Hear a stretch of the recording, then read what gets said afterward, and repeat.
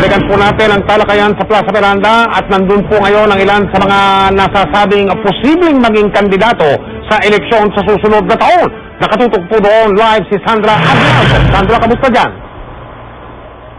Yes, Mike, malakas ang ulan dito ngayon sa Plaza Miranda pero tuloy pa rin po ang pagtatagisan ng galing ng ating mga tinatawag na interesadong tumakbo sa 2010 presidential elections at sila nga po ay sumasagot sa mga katanungan mula sa iba't ibang sektor ng ating lipunan. Sa kabila ng masamang panahon ay itinuloy pa rin ang talakayan sa Plaza Miranda na pinangungunahan ng NAMFREL at PPCRB. Dumalo dito sina Senador Chis Escudero, dating Pangulong Joseph Estrada, Senador Marro, Governor Ed Panlilio, Senador Richard Gordon at Senadora Loren Legarda. Sinagot nila ang samot-saring tanong na inipon ng NAMFREL at PPCRB mula sa iba't ibang sektor gaya ng kababaihan, kabataan, teachers, OFW at mga may kapansanan. Ilan sa mga isyong tinanong halimbawa ay kung paano iiwasan ang sobrang dependence ng ating ekonomiya sa OFW remittance at kung paano matutulungan ang kalagayan ng mga OFW. Marapat pa nga sigurong idsan para mabawasan yung mga fees na binabayaran ng OFW tuwing nagpapadala sila ng pera mula sa kanilang lugar na pinagtatrabahuhan pabalik dito sa Pilipinas. Dapat po yung matitinong tao, hindi po yung mga Pilipino na mahina at tuwali, kundi mga matuwid pong tao na sila ay maninindigan, sila po itatayo para sa kapakanan ng ating mga OFW. Palakasin natin yung labor taxi doon at saka yung ating embassy doon. Dahil yung mga tao, kung tapos na yung kaso, hindi naman makauwi dahil walang pamasahe. Dapat maturuan sila sa kanilang pre-departure orientation kung paano gumamit ng internet, paano gumamit ng mobile at ng wireless. Nang sa ganun, kung anuman ang nangyayari sa kanila, mapaabot nila. Tinanong din po kung paano matutulungan ng gobyerno ang mga taong may kapansanan.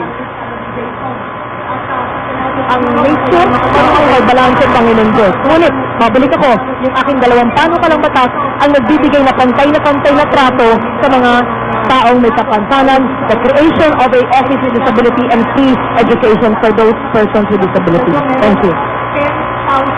Ilan po sa mga isyong katatanong lamang ngayon ay kaugnay sa ating ekonomiya at katiwalian sa gobyerno. Ang pagtatanong po sa kanila ay base sa pagbunot ng mga katanungan at ang sagot po ay inoorasan naman ng COMELEC. Ayon kay Henrietta de Villa, chairman ng NAMFREL at PPCRB, layunin ng talakayan na direktang marinig ng publiko ang sagot ng mga politiko sa mga importanteng issue. At nagpaliwanag naman po si Senador Manuel Villar kung bakit hindi sa nakadalo sa naturang forum.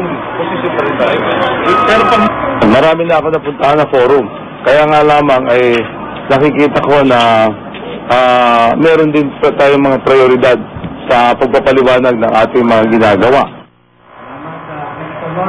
Mike, yung mga kanina ay merong mga presidential na hindi nakarating dito at sabi naman po ng NAMFREL PPCRB na sila po ay inimbitahan pero para na po sa susunod na forum na gagawin ng NAMFREL PPCRB. Mike? Sandra, naman sistema dyan? Yung mga taong nandyan sa Plaza Miranda ngayon, kahit sino sa kanila, pwede magtanong dun sa mga presidential? Mike, pakiulit yung katanungan mo. Anong sistema dyan? Yung bang mga tao dyan sa Plaza Miranda, kahit sino sa mga tao dyan na nasa harap ng entablado na yan, pwede magtanong dyan sa mga presidential na nandyan? Sandra? Mike, pasensya ka na, medyo malakas talaga yung ulan dito. Maaari mo pakiulit ang iyong katanungan? Subukan na lang natin direct, isa pang beses, no? Ang tanong ko, Sandra, paano ba ang sistema dyan? Yung mga taong nakikita namin ngayon na kuha nyo sa telebisyon, kahit sino sa mga yan, pwede magtanong sa kahit sino sa mga presidential na sumipot dyan sa talakayan sa Plaza Miranda. Sandra?